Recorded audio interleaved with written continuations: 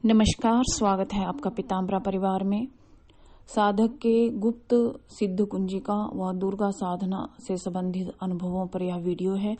अगर आपको यह वीडियो अच्छा लगे तो लाइक और शेयर कीजिए।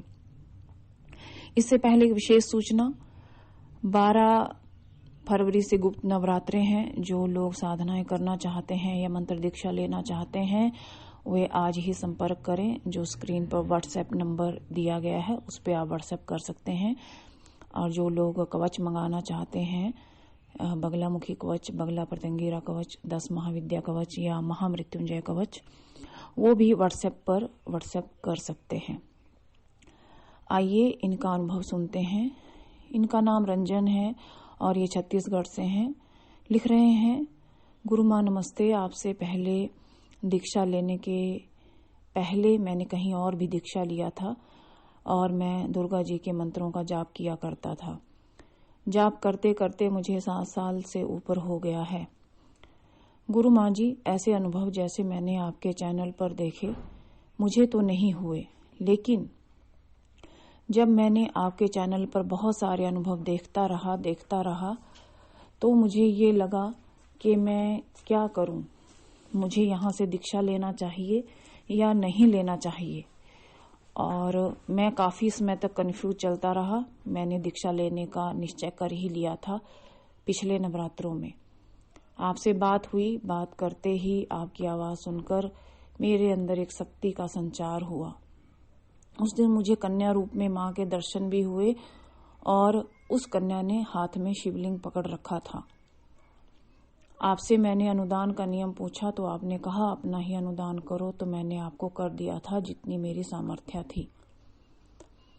और आपसे मैंने सामग्री मंगा लिया। हालांकि मेरे पास माला इत्यादि था, पर मैंने आपसे अभिमंत्रित मंगाना ज्यादा अच्छा समझा। उसके बाद तो मेरे जीवन में परिवर्तन ही हो गया।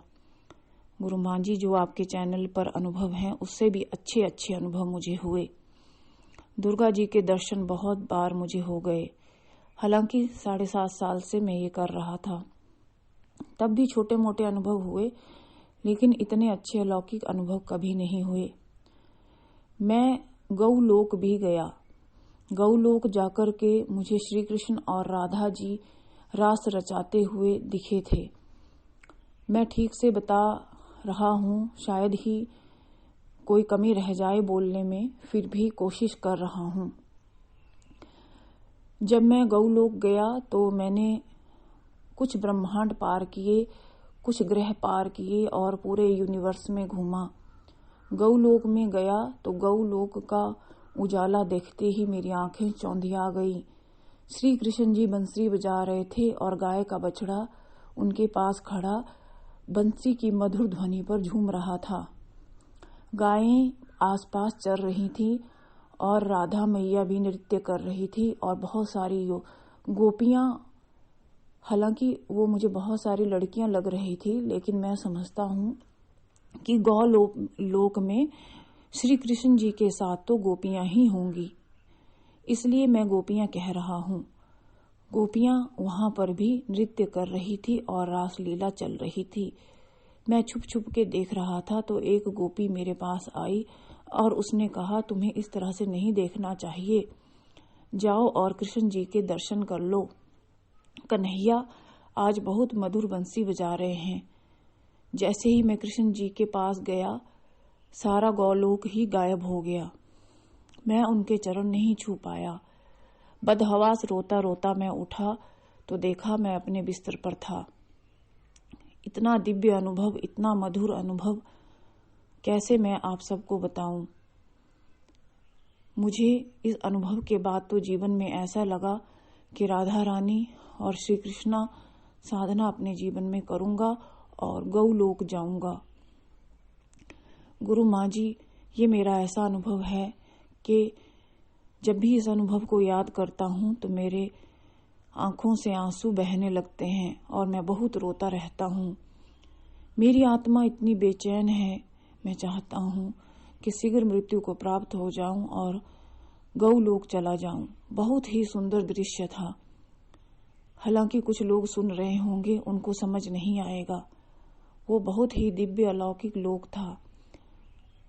उसकी मधुरता, सुंदरता, अलौकिक होने का जो दृश्य था, मैं ठीक से नहीं बता पा रहा हूँ, गुरु माँ जी क्षमा करें। लेकिन मैं ये कह सकता हूँ कि उससे अधिक इस ब्रह्मांड में कुछ नहीं, इतना सुंदर वो लोक था।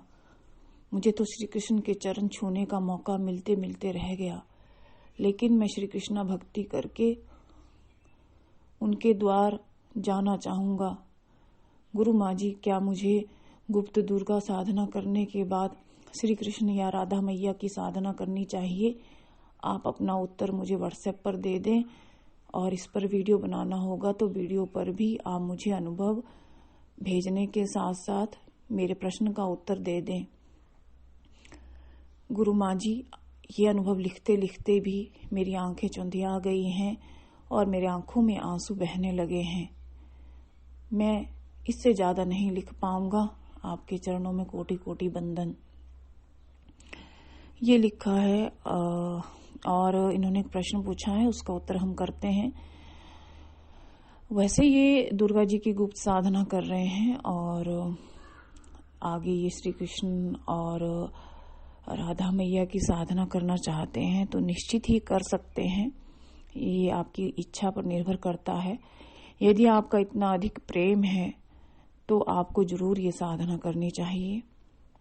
अगर आप सभी को यह वीडियो अच्छा लगा हो तो लाइक और शेयर कीजिए। धन्यवाद।